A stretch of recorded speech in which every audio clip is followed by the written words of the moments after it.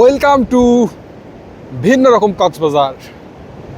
হ্যাঁ বন্ধুরা, দেখতেই পাচ্ছেন এই মুহূর্তে আমি দাঁড়িয়ে রয়েছি কলাতলি সমুদ্র সৈকতে। আর কলাতলির আজকের রূপটা একটু দেখুন। এখন বিকেল 5টার মতো, আর এই কলাতলি কিন্তু এরকম শুনশান। এই যে দেখতে পাচ্ছেন সামনে হোটেল সি ক্রাউন, রামাদা এবং তার পাশেই রয়েছে সাইমন।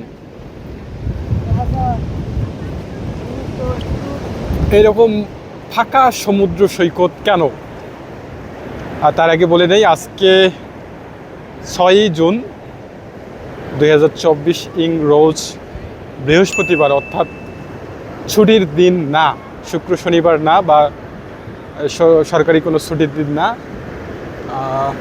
ফলে আজকের সমুদ্র সৈকত কিন্তু ঠিক এরকম।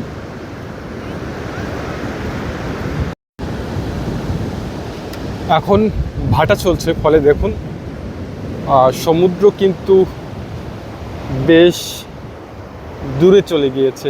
মাঝখানে ছোট একটা চড়ও হয়েছে, আর এদিক দিয়েও একটা স্রোত রয়েছে যেটা এইখানে গিয়ে মিশেছে।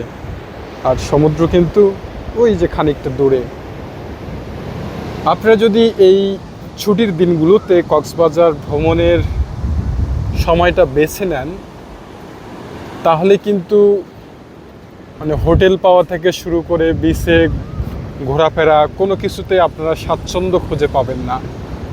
কিন্তু এই সপ্তাহের বাকি সময়গুলো, ছুটির দিন বাদে বাকি দিনগুলো যদি আপনারা আসেন, তাহলে এরকম নিরিবিলি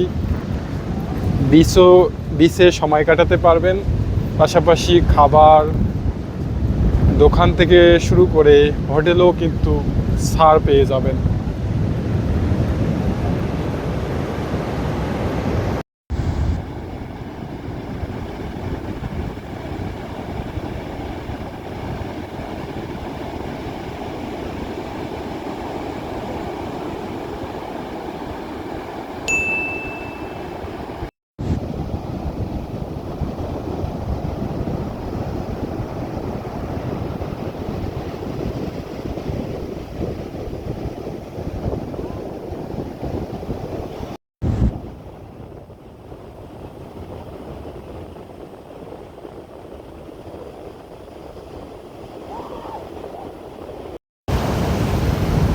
সমুদ্রের কাছে এলে আমার আসলে কথা বলার মতো তেমন কিছু থাকে না। আমি তার গতি, তার স্রোত, তার যে শব্দ, এই সবকেই খুব মুগ্ধতার সহিত উপভোগ করি।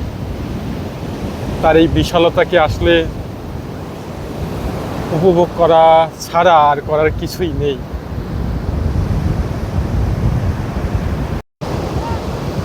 দীর্ঘ বালুকাময় সমুদ্র সৈকত,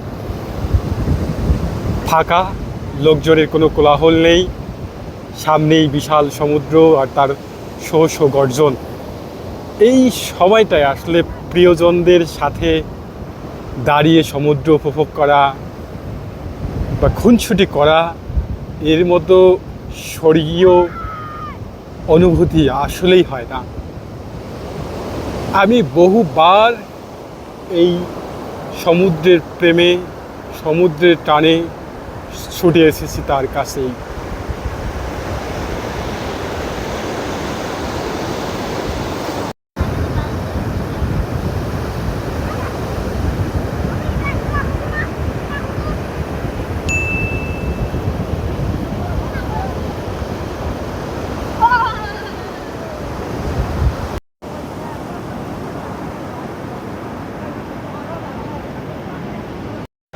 আপনারা যারা বন্ধু বান্ধব নিয়ে এই সময়গুলোতে সমুদ্র সৈকতে বা কক্সবাজারে ঘুরতে আসবেন, তারা চাইলে কিন্তু এই যে বিচের বালুর উপরে ফুটবল খেলতে পারেন।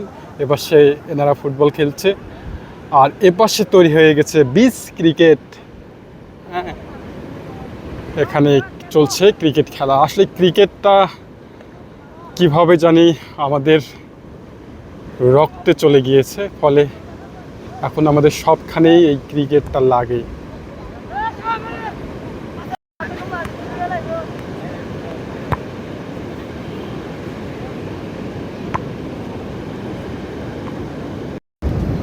হাঁটতে হাঁটতে কলাতলি থেকে বেশ কিছু দূরে চলে এসেছি, আর এই পাশে কিছু মাছ ধরার নৌকা দেখতে পাচ্ছি, যেগুলো আপনাদেরকে এখন দেখাবো।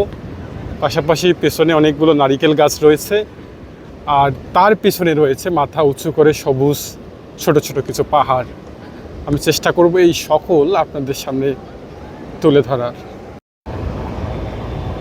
আর এই হচ্ছে মাছ ধরার বড় বড় সাম্পান।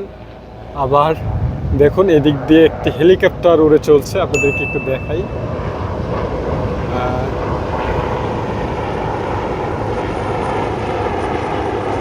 নিশ্চয়ই কোনো এক স্বর্গীয় অনুভূতি হবে সমুদ্রের উপর থেকে সমুদ্রকে দেখা।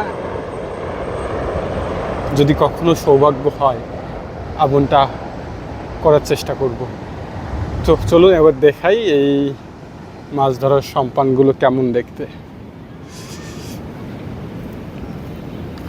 দুই পাশটা এরকম খাড়া উঁচু, আর মাঝখানটা হচ্ছে এই রকম। আর এই জায়গাগুলোতে মাছ রাখা হয়, যেটা খুবই গভীর। এখানে একটু জালও রয়েছে।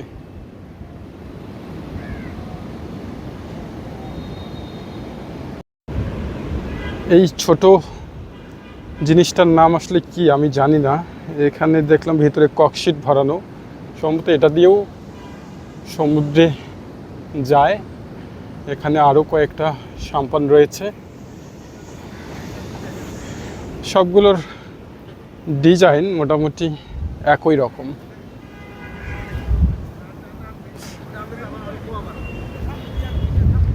খুব ভালো হতো যদি একদিন জেলেদের সাথে এই সাম্পানে সমুদ্রে যাওয়া যেত, যদিও সেটা ঝুঁকিপূর্ণ, তারপরেও বিষয়টা উপভোগ্য হতো।